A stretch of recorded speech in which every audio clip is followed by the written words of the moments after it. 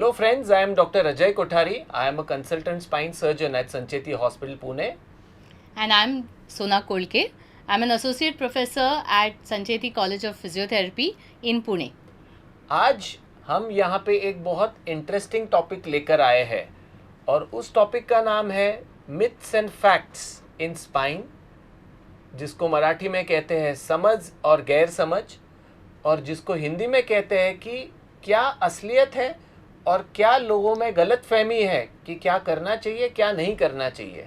So let's start this myths and fact session का first topic which is exercise. So exercise के बारे में लोगों में बहुत गलत फहमी है.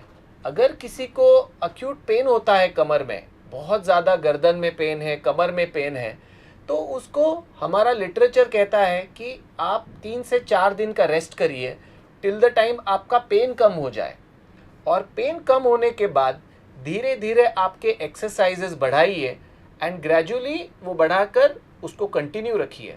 बट होता क्या है, हम जो डे टू डे सिनारियो में देखते हैं कि लोग रेस्ट 3-3, 4-4, 5-5 हफ्ता लेते हैं और एक्सरसाइज नहीं करते, और उसके कारण उनके मसल्स कमज़ोर होते हैं, और फिर जब वो एक्सरसाइज शुरू करते हैं तब उतना मोमेंटम, उतना पोटेंशियल, उतना स्ट्रेंथ गैदर नहीं कर पाते. मैडम, आप क्या कहेंगे? बहुत सही कहा सर ने.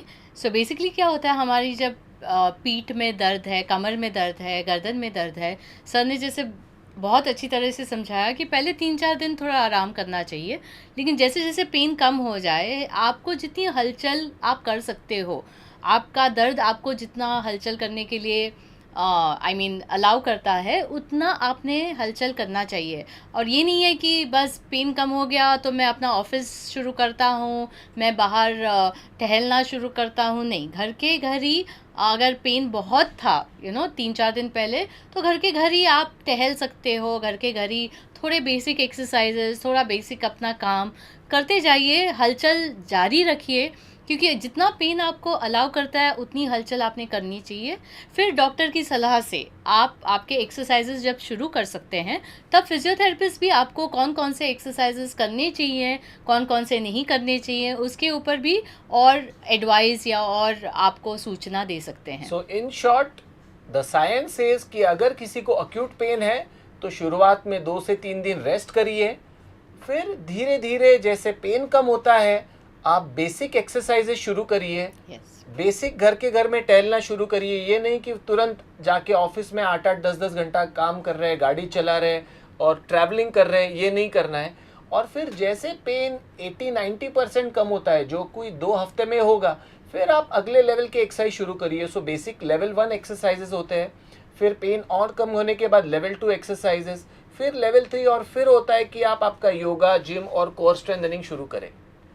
दूसरा इम्पॉर्टेंट लोगों में मिथ है कि अगर मुझे कमर या गर्दन में दर्द है तो मुझे ट्रैक्शन लगा के रखना चाहिए.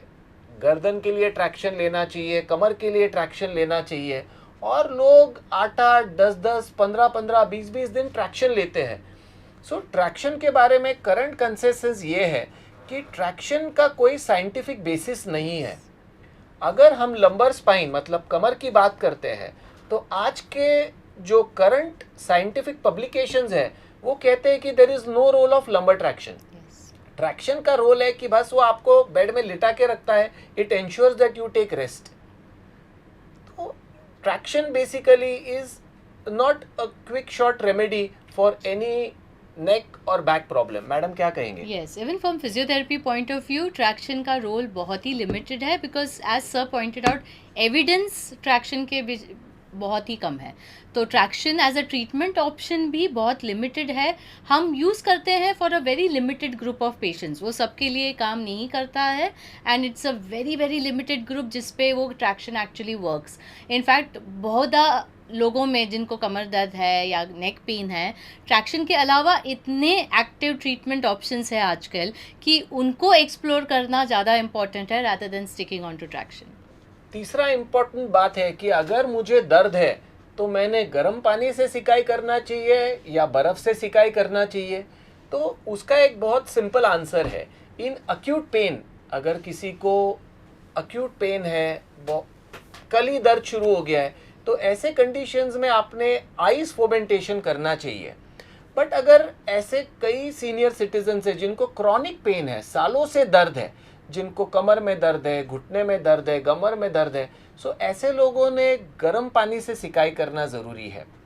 The current publication also suggests that there is something called as contrast bath, जिसमें आप 1.5 से 2 मिनट बर्फ़ से सिकाई करिए और उसी वक्त गर्म पानी से सिकाई करिए, जिससे आपको पेन रिडक्शन में, पेन कम होने में काफ़ी हेल्प मिलेगा।